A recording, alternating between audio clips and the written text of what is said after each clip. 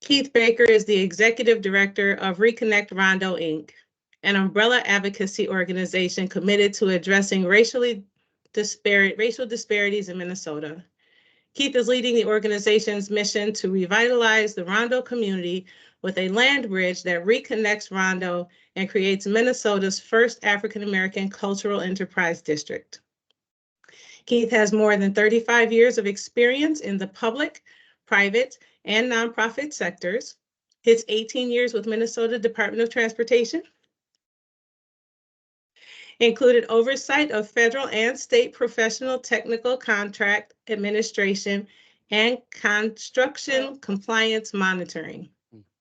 Keith served as a member of the Ramsey County Blue Ribbon Commission in 2010, which was in the forefront of elevating Minnesota's ranking as 50th in the nation for racial disparities. I know that there was someone speaking, so I want to say that again. Keith served as a member of the Ramsey County Blue Ribbon Commission in 2010, which was in the forefront of elevating Minnesota's ranking as 50th in the nation for racial disparities.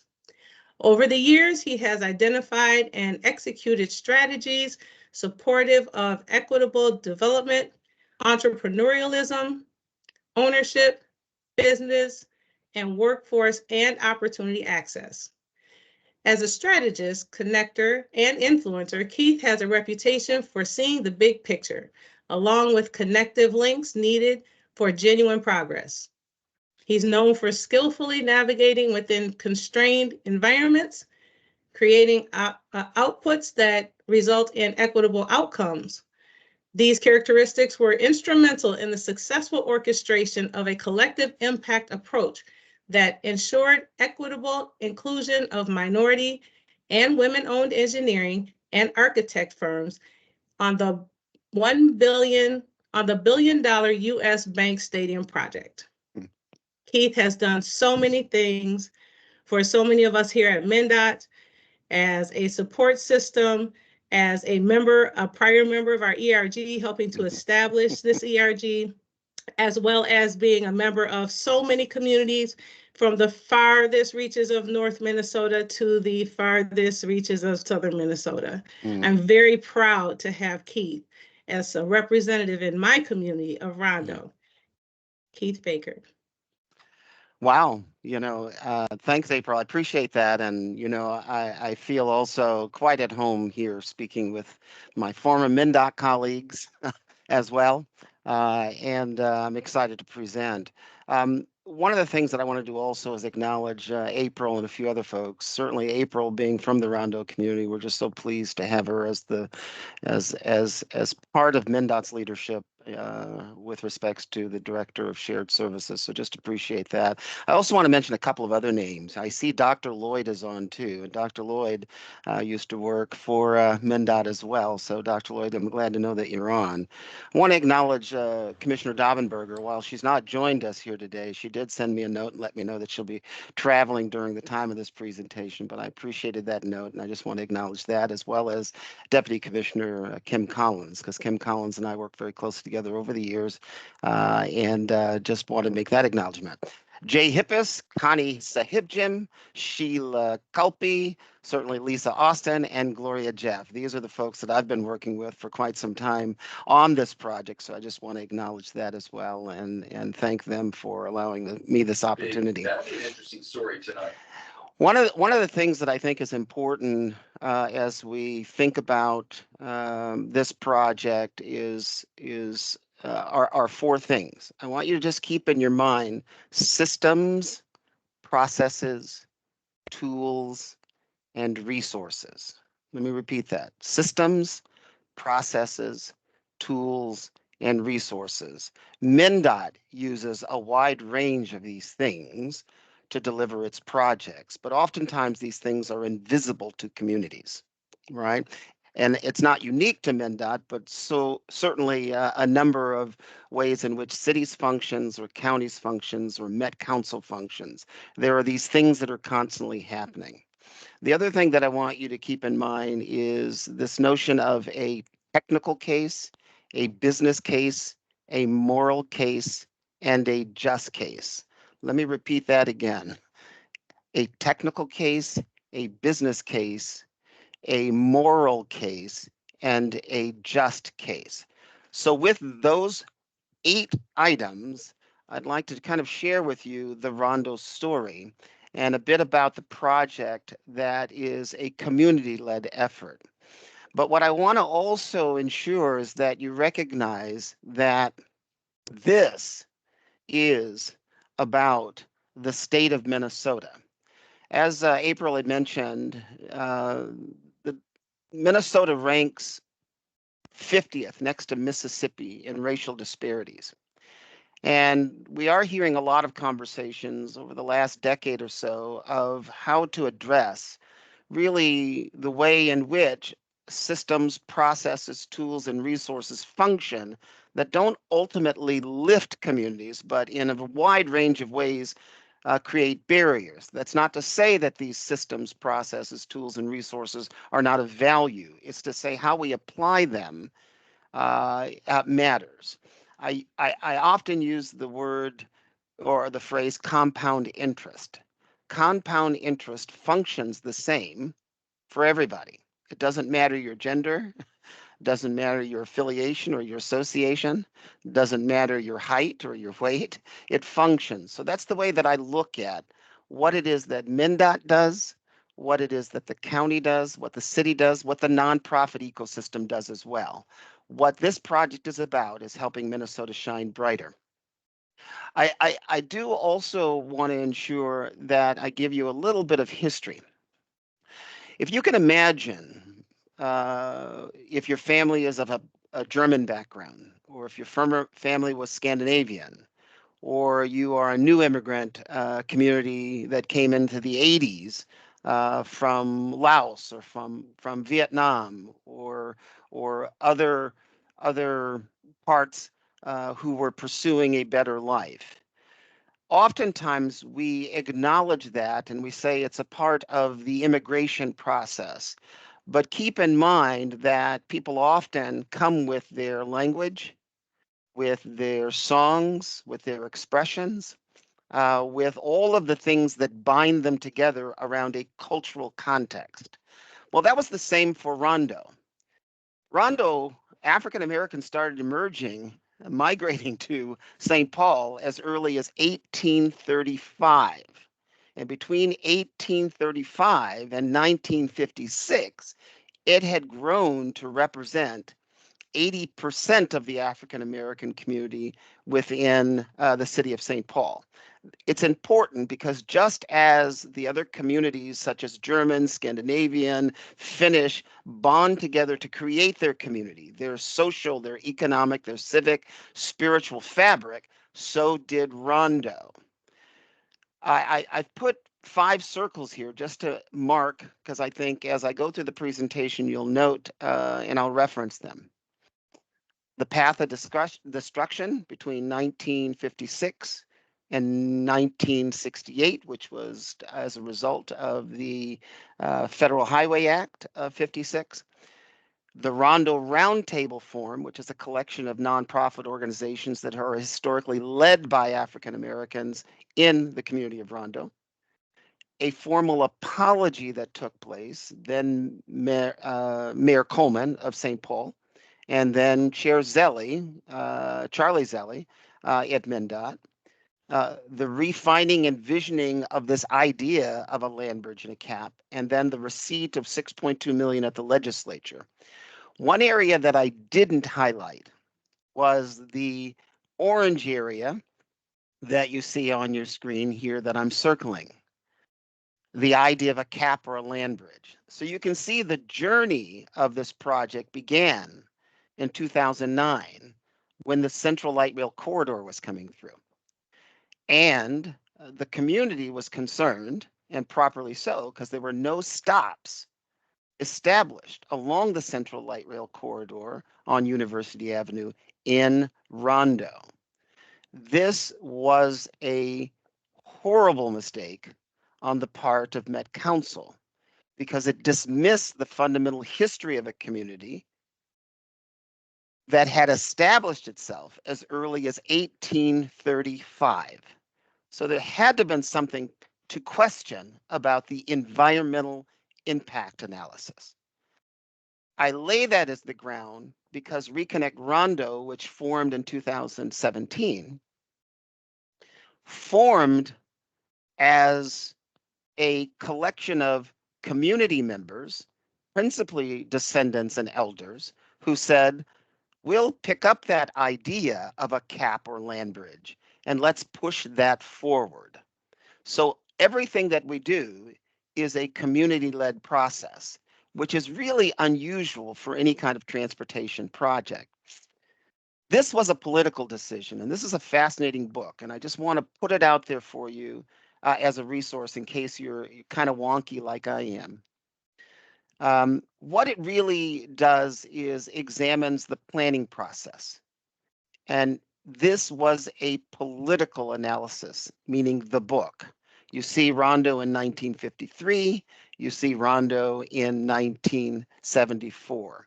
It was by Alan Altshuler. Alan Altshuler. It describes not only planning as early as the 19th century, but it also speaks very clearly about Rondo and the decisions that were made. I wanted to use this slide to just let you know how powers that be convinced themselves that it was okay to take it through Rondo, meaning the freeway. The picture depicts a image of the mayor saying, do you want redevelopment or do you want slums? What should we do? The brown areas that you see in that image, one is highlighted called the Negro section. Others were deemed slums, then working class. So there was a way in which in the 30s, they had already classified neighborhoods. And when this question of development or slum, this was part of the Federal Highway Act, but also really emphasized this notion of urban renewal. There was an alternative route. It was a northern route along Pierce Butler, but that was not the route that was chosen because when you put the position, do you want a slum or do you want redevelopment? Clearly, given the picture and the imagery and the advocacy, the default was let's take it through Rondo. But Rondo was an incredible community. It wasn't a slum. Certainly, there are always parts of any city that certainly have areas that are less developed or underinvested in. But Rondo had a core business district. So imagine, I had mentioned earlier, think about new immigrant communities or your past history and your families.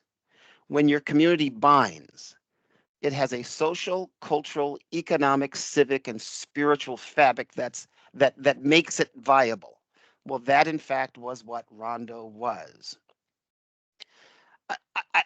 I think it's important when I talk about that technical case, that business case, that moral case, and that just case, we make sure that we're quantifying what was the loss. 700 homes and 300 businesses. Home ownership loss of 48%. Population loss of 61%. Intergenerational wealth loss of 35 million. I want you to note snapshot in time 1980. And then if we were imagining in 2018, based on our study, if those homes had not been taken, the value would be $157 million realized to those homeowners. So you can imagine the gutting of wealth that has taken place. So getting back to that 35 million in intergenerational wealth loss. What's really critical to observe about this was that we wanted to really quantify, and so we found a few homes in the area. One that is along Concordia, one was along Minnehaha, And then we used one of similar size that was taken out in that core area where 94 rests. What we did is followed the sales cycle. The sales cycle rendered the original owner $50,000. That was the equity that was built when they ultimately sold that piece of property to, in this instance, one was a single parent and one was a Metro Transit bus driver of really modest means in terms of earnings. The mortgage on a regular basis during 1980s was $350 to $400. They paid off their mortgage. The point that I also want to make is when we think about generational wealth being passed forward at 50,000, you see we have 700 homes valued at roughly 50,000. We can see 35 million of unrealized economic benefit and equity. But what's also important to note is that equity collectively could have paid for 4,800 four-year college degrees at the University of Minnesota. It could have paid for these degrees for more than half of all 18-year-olds in Ramsey County, or for every Black child between the age of 10 and 24. Bear with me here as I set the foundation. What I'm saying is we're making a moral and just case, but we're also making a business case. Can you imagine what the benefit to the state of Minnesota would have been, to the city of St. Paul, okay, if we had had these children have opportunity to a potential four-year degree leveraging equity from their homes. But that wasn't the only thing that was impacted. We put together also a Rondo scorecard, and we had got 18 indicators. By all 18 indicators, the community of Rondo today ranks net negative. So when we talk about this idea of equity, we're not just talking about transactional money, while that's critical, but we're talking about quality of life. And one of the things that often is talked about within transportation is how transportation helps to improve quality of life. Clearly, we are presented with an opportunity. And so our intent, leveraging a transportation element, is to help to address these indicators, to bring people the quality of life that is so important and that was devastated by the freeway. So let's think about this. What we've got is a blank canvas. Nobody's making land, but we have an opportunity to create land. We have an opportunity to create to use the very policy that destroyed the community to rebuild the community. Reconnect Rondo, leading a restorative movement to revitalize the Rondo community. Again, I want to really be clear. We are leveraging a transportation element and transportation policy and transportation resources. Again, systems, processes, tools, and resources ordinarily invisible to communities to reignite a community that existed, which was Rondo, a vibrant African American cultural enterprise district. But it's complicated. Certainly it's complicated. If we can imagine, we've got residents, we've got the nonprofit ecosystem, we've got each of the jurisdictions, we've got the legislature, we've got state agencies, we've got the governor, we've got the federal government. These things are very critical for a community to understand in order to fully influence community investment, infrastructure investment that really brings about good quality of life. I talked about the technical case, and so we have conducted a feasibility study with 5 study goals: neighborhood connections, housing affordability, equitable development, public health and green space, and it being led by the community itself. There are a number of ideas, 7 in fact, that emerged.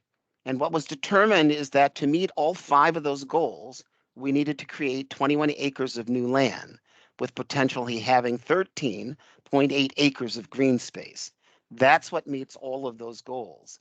I'm not going to get too much into the weeds, but I do want to let you know, those of us who have the experience and those of you in transportation, you know the cost of project development. You know what it takes ultimately for construction, maintenance, etc. So I would imagine that we have a wide range of folks here in the audience today that in one form or another understands how projects are delivered and maintained. But this is a breakdown of the cost. We're talking about under $500 million worth of resources needed. Bear in mind, though, that when we're talking about buildings, utilities, and parks on top of that structure, that's not what is necessarily sought that we seek from the state or the federal resources, because we see that coming forward in a different way. But I want people to see the bigger picture. The other thing that I think is really important is for us to understand what's the potential benefit of leveraging this opportunity to create new land. Well, naturally, we need to right a past wrong. We need to celebrate the existing community. But more importantly, we need to set conditions for a future ongoing community where quality of life is not something that is questioned. 576 housing units, new jobs up to 182, 1,872 jobs, nonprofit space, institutional space, retail space, marketplace, an increase in revenue to the city, a growing community overall. So these are very, very critical things that we keep in the forefront of our thinking. With this in mind, though, being that it's a large proposition, and it's a large proposition being driven by a nonprofit organization, what I always look for, again, is systems, processes, tools, and resources that are already familiar to us. Let's talk about public-private partnerships. US Bank Stadium received $350 million in a public-private partnership with the Vikings organization.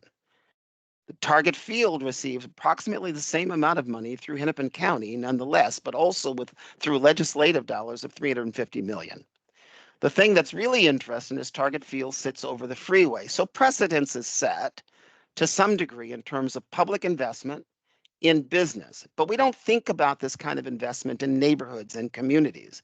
And this is what it is that Reconnect Rondo and the Rondo community are putting forward, is there are systems, processes, tools, and resources out there that can be leveraged. There are models of how business gets done. There are models that really do not necessarily bring benefit directly to neighborhoods. Passive benefits, perhaps, but not direct. If we create new land over the freeway, how do we use the same systems, processes, tools, and resources to direct greater benefits to communities that address those indicators I pointed to earlier, those 18 indicators where Rondo is ranked net negative? So we've designed a 4P model of financing: public-private partnerships, which we're familiar with, but philanthropy and the ability of people in the neighborhood, descendants who lost, and others to invest in their own neighborhood using these same financing mechanisms. So let's consider the role of Reconnect Rondo when it's all said and done.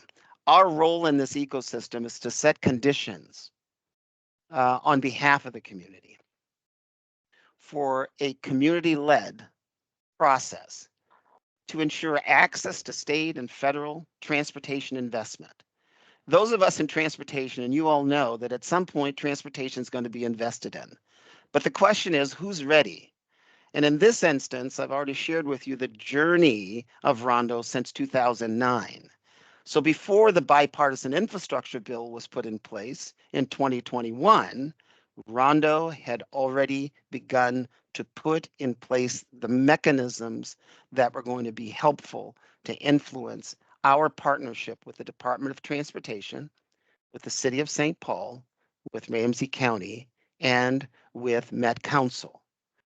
So what is important is not only the creation of ULAN and this African American Cultural Enterprise District, but the importance of preserving and sharing Rondo history, protecting residents and businesses in the neighborhood, actualizing community and regional prosperity, and establishing better health outcomes for the community overall.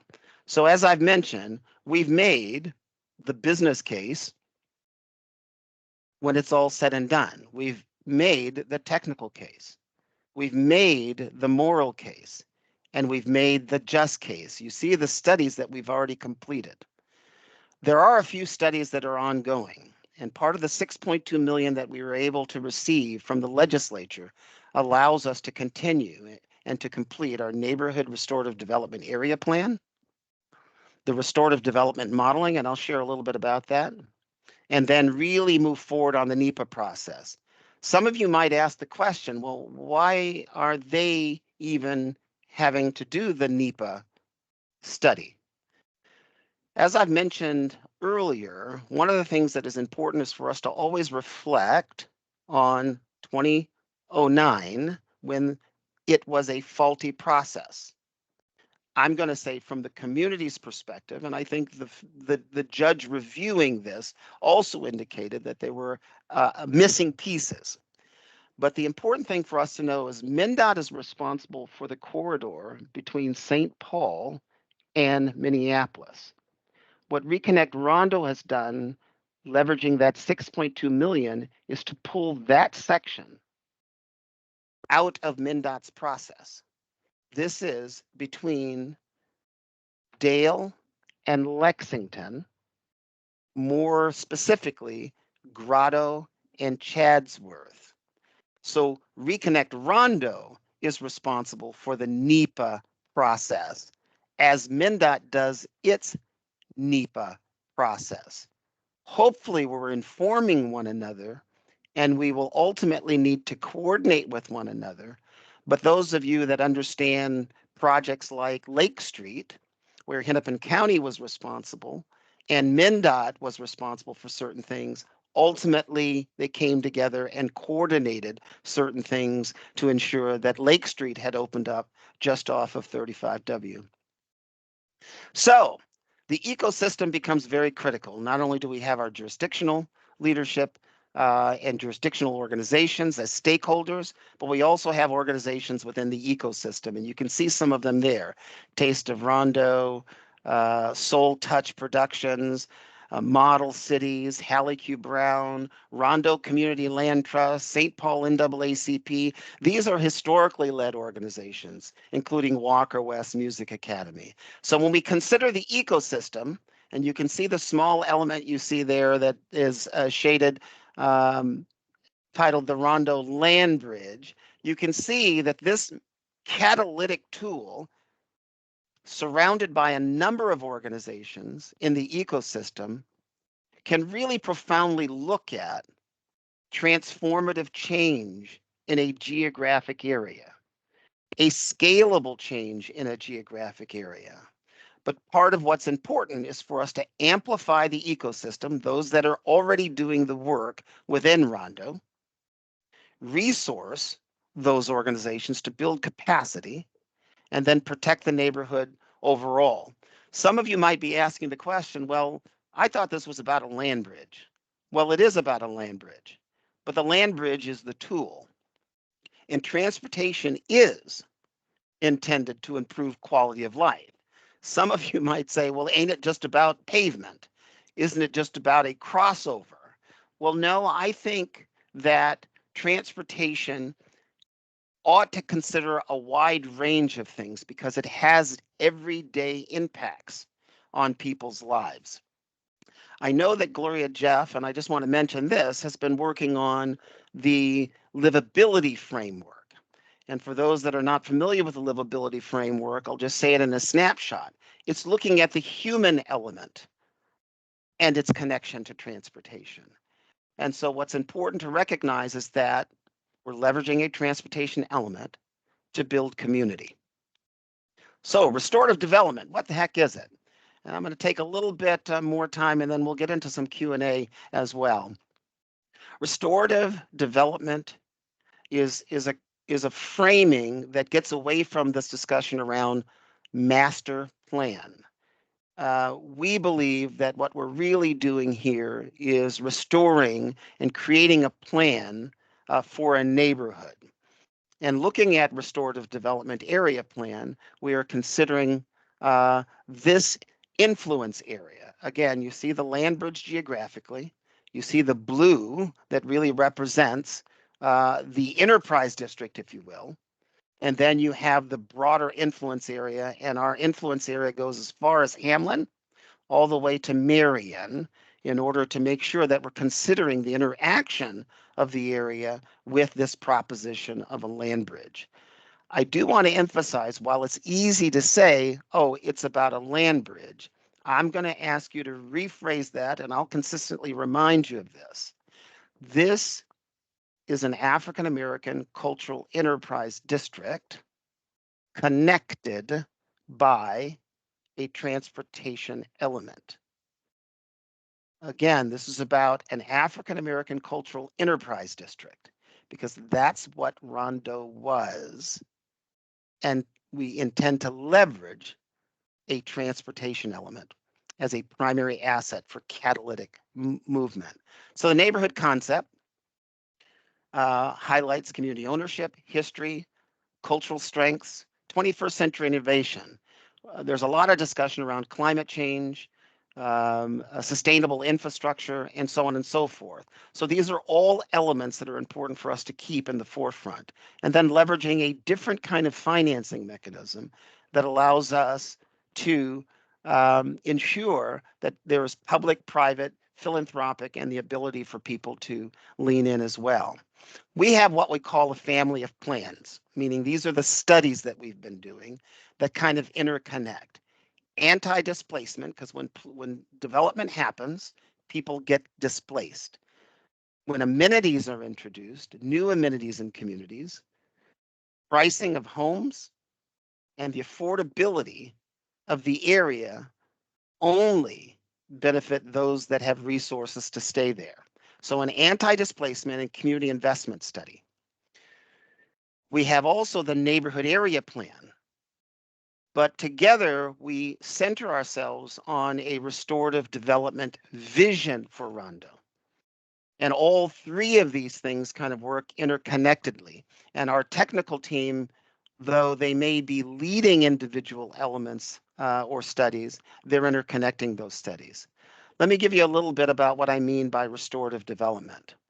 It's a systems-based approach to development that really is inclusive and where environmental, social, and economic performance are measured, right? And the benefits are measured, connecting together. A lot of us have heard about the city's comp plan or Ramsey County economic competitiveness plan or the state's climate goals or the city's climate goals or Met Council's 2040 plan or 2050 plan. All of these plans are put forward, and what we've done as part of the restorative development framework is examined each of these studies, strategies, and plans put forward. And we've highlighted those things that help improve quality of life. So everything we do from our planning standpoint around this project has to integrate and connect, and again, respond to the 18 indicators that I had shared with you earlier. So as part of the restorative development area plan, we look at transportation mobility, parks and open space, economic opportunity, housing opportunity, environmental resiliency, and history, culture, and arts. And all of our community engagement activities center the voice of community and keeps always in the forefront how we see equity, the building of net positive by each of those indicators. We've done comprehensive work around the existing conditions, looking at those specific 6 elements I shared with you just a little bit earlier. We've engaged the community in visual exercises. On average, we have anywhere between 80 and 150 participants in our sessions. I know that Lisa's been to several of them, and Sheila have been to a couple as well. Gloria has been to a couple of them. We often invite community members to really see how engaged and how much ownership the community is taking in this process. They are becoming informed about how systems, processes, tools, and resources function, and how those outcomes can emerge that they aspire to have. So when we think about focus areas, you can see now this is the map of the study, neighborhood area study. I'm not going to go into too much details, but you can see this is 150 data points that gives us an idea of what does the community want us to focus on? Where should these things happen? And it results in, certainly, an ability to share and organize this and for this geographic space. So as we move forward in the neighborhood plan, key activities, policy development and analysis. Again, this is around the anti-displacement and how community finance and community benefits happen. Identification of project and focus areas on this footprint opportunity. Certainly we have the land bridge, but this is about leveraging connections of the land bridge to the community in a wider way. Project strategies that have to be kind of framed. What are the projects for the area, and what's the interaction of those projects in the area to the physical structure of the land bridge? Transit becomes a really critical piece that we are paying close attention to, and we know we've had a chance to review the alternatives that have been put out by MnDOT, and soon we'll be responding and providing MnDOT with some additional information concerning what we think really work best in the way of alternatives. And then overall, the draft plan itself and providing some feedback. So it gives you a little bit of the schedule. I'm going to share with you just a couple of more slides, and then we'll do a Q&A. I want to focus in on the anti-displacement, 4 basic elements. Anti-displacement toolkit. It keeps residents and businesses in the neighborhood itself. The right to remain and the right to return. A lot of people lost their glue, their community glue, right? A lot of pain body from the past. There are a number of folks that would love to live back in Rondo that are descendants of Rondo, and we want to give that opportunity a primary position. Community investment trust, again, that's the financing model, and the community reinvestment fund. I had mentioned US Bank Stadium and I had mentioned Target Field. Who are the owners? The owners are the beneficiaries. The developers are the beneficiaries. And much of the money doesn't cycle directly back to a community. In this instance, we see the community as the master planner and the master developer, if you will. And so where do those resources go once they're generated? They cycle back into the community. It's again using a business model that turns back and benefits the community first. And that's really critical because that's how we believe you build a healthy community. If the community is the developer, those benefits stay within the community, and therefore it helps to elevate and create great benefit, residual benefit on an ongoing basis. So let me just highlight a couple of more things and I'll go to Q&A. We've done a technology study that I think is really critical. For those of you that understand technology and broadband connectivity, what we have is an imbalance of connectivity. And you've all heard a little bit about redlining, meaning these were areas that African Americans could only live in, the areas that were redlined, and that was the case with Rondo itself. And there were also what they call covenants, where you couldn't sell your home to a Black person. These things were real policies and really important discriminatory practices, not only from banks, but also the realtor industry as well. With that in mind, what we found is that connectivity is really poor in areas that were redlined. One of those discoveries, a critical discovery, when we talk about the cost of connectivity and the lack of connectivity. And so as we think about this opportunity and we focus in on the geographic area of the land bridge, the question in our minds is, how do we leverage this for greater connectivity? How do we ensure that we understand the connectivity that's going on and that we can create business enterprises using connectivity, better connectivity and data? I think one of the things that's also important is as we think about climate change, it becomes more and more critical that connectivity happens more effectively as well. And I want to be sure that you understand that this is a much broader opportunity that we have in front of us. Can you imagine partnering with 3M or partnering with US Bank or partnering with a health clinic in this geographic area with incredible connectivity and ability for business to happen and to thrive?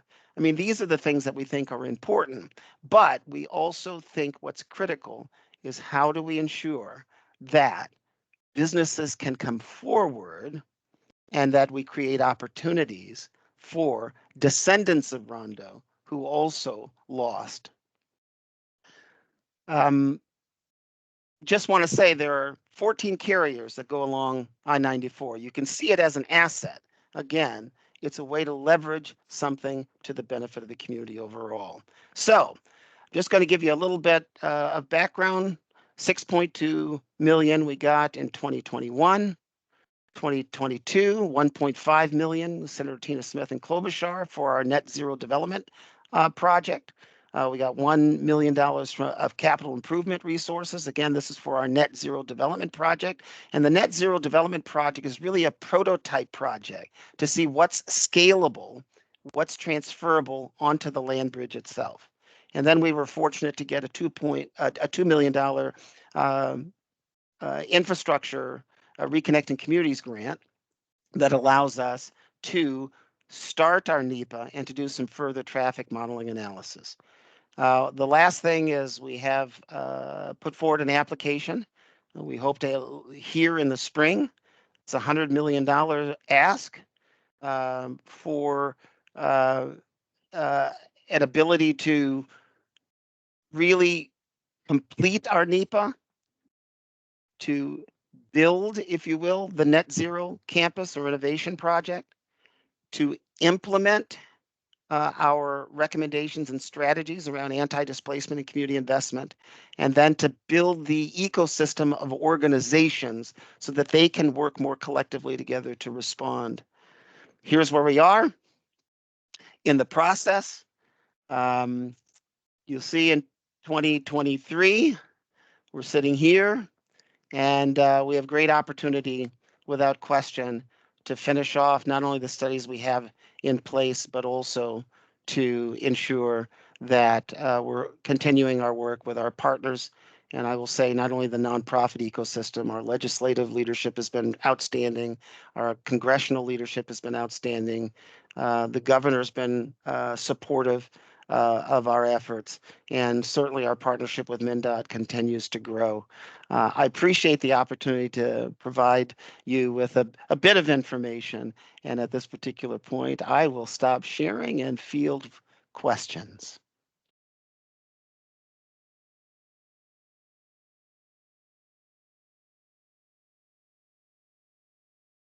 Let's see here. Oh, thank you, April. That was an amazing presentation. Thank you so much, Keith, for coming on with us today. Does anyone have any questions that they'd like to raise their hand and come off mute and just have a conversation with Keith?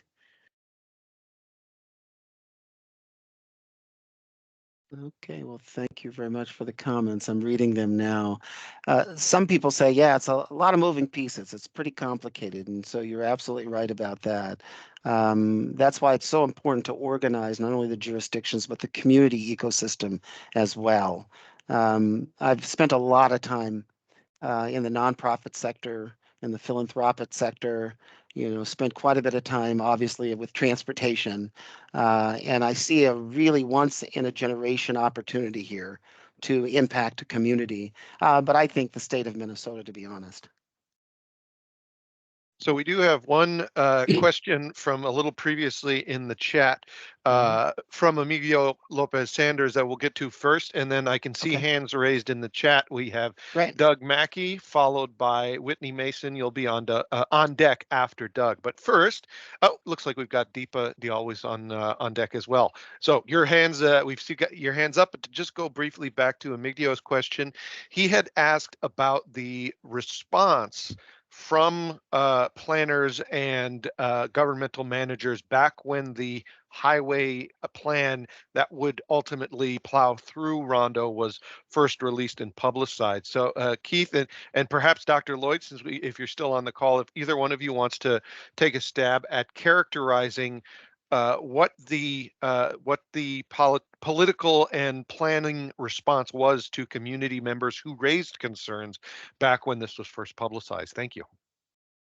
I mean, that's an important question. I mean, to be honest with you, there was a play established that kind of talked about not only the upfront conversations with the community, but also the backdoor conversations that were happening after the conversations. And I'm talking about those politicians and leaders within the community. Quite frankly, it ignored the voice of Rondo residents, plain and simple. Eminent domain was what was leveraged. Today we have NEPA, okay, the environmental process. So eminent domain has guardrails today, but at this particular point, early on, there were no guardrails. There was really very few voices that were countering this idea of taking it through Rondo. In fact, it was suggested again, over and over again, by folks that the northern route would be the best take with virtually no impact. But I think, to be really candid, it was completely ignored. I will say this too. They were going to use this opportunity to tower over and through the community. But it was a last-ditch effort on the part of Rondo leadership, particularly our churches, that really resulted in it now being in more of a below grade. Excellent, thank you. And I can see that Dr. Lloyd has come off of mute. For many of us, needs no introduction, but as Keith pointed out at the beginning of the presentation, Dr. Ernest Lloyd, who is a former longtime member of the MnDOT agency himself, as well as one of the architects of the human toll exhibit that examined the construction of the I-35W corridor through its portion of Minneapolis in much the same way that the destruction of Rondo by the I-94 corridor has been scrutinized. So Dr. Lloyd, if you've got something to share, by all means, it's great to have you on with us today. Thank you so very much. Can you hear me okay? Yes, indeed. Keith mentioned earlier about what was going on. There were two things going on at the same time. There were urban renewal, and here comes the Interstate Highway Act. So here this city, this Black population, I always call it the two-headed monster, if you will, or two weapons of mass destruction. They had in mind to destroy this wonderful, beautiful community. If you're hit with urban renewal, with Baldwin called it Negro removal, and at the same time, here comes the Federal Highway Act in 1956. My God, man, how much more can any community take being destroyed by two massive governmental policies that bent on destroying, these are my words, I believe it wholeheartedly, destroying a successful cultural enterprise that was a long time stable in St. Paul. And as you already know, where would they normally take highways across the country in a city? Through thriving Black community, or poor Black community, or middle class Black community. It doesn't matter what label you call them economically, they were Black community. It was the goal of the Federal Highway Act and goal of the federal government to ensure that they destroy these communities. it was used as another tool for segregation, to segregate the white community from the black community by using a highway. And that becomes so sickening to me to this very day, as I study more and more about what took place in the 1950s, especially in St. Paul and Minneapolis. And again, I would say this very sincerely, the good folks in St. Paul and the good African-American Minneapolis suffer a great deal. And the only thing this Reconnect Rondo asking Ramsey County, St. Paul, MnDOT, the federal government, is to restore what you tore down deliberately in the 1950s. I can't be no more clear than that. Yeah, Dr. Lloyd, you've really hit the heart of it. Again, this is the destruction. This was a planned event. And I know it's hard for us to swallow that people behave in this manner, and maybe some of you know people who think in this way. But this was, in fact, an intentional undermining. And if you can just imagine, besides indigenous communities, no other community except for African Americans have had policies and tools used to undermine their success. And so we have to be really clear about that. But I also think that it's critically important that we use the very tools that are available to bring prosperity back to communities. And this is really what this essentially is about. If you can imagine, again, 2009, the community said, well, why don't you replace that land that was taken? This was before even the announcement of rethinking I-94. What the Rondo community has done is gotten ahead of the system's decision-making. So to influence the systems to their benefit. And that's important for us to know because these things are virtually invisible to poor communities, and particularly communities of color. And we're glad to have the partnership with MnDOT, but also MnDOT is learning a lot because what we're asking MnDOT to do, and in some instance, directing MnDOT to do, is right a past wrong. But we're also saying there's a different way to leverage transportation investment that meets multiple objectives, including the building of community. Well said, Keith. Fantastic. Fantastic. Well, Galen, I know we have very little time and lots of questions, and we really appreciate everyone's engagement. There is something, as you all know, I love to celebrate, and I get that from being from Rondo. And we have a wonderful celebration happening tonight. I'd like for Keith to give us a little bit on that and close us out. And then I'll put it in the chat. Happy to do that. And I'm, certainly appreciate there being a lot of questions, and sorry we're not able to get to the questions here, but I can be invited back again, certainly, and I'd be willing to field questions when I come back. So tonight we've got an exciting event. It is a part of Winter Carnival. It is called Rondo Night. It's the second year that we're hosting this neighborhood and community celebration tied to Winter Carnival. We'll have musicians, we'll have activities, we'll have booths, we have elected officials that will be present. Certainly King Boreas and the royal court will be coming through, knighting Rondoites or anyone that might be present. Certainly the mayor will be there, and we anticipate our new city council person within the ward to be there as well. So it's an exciting event. It will be held at Landmark Center from 5:30 to 8:30. So come join us. Awesome. Thank you. Thank you, everyone, for joining us for our first African American History Month presentation from Keith Baker on our neighbor on the other side of the building, the Rondo community. So just know that there are great people out there that are looking to be a part of our MnDOT family. And as we're doing our recruiting, take a step into Rondo. We've got a lot of talent there.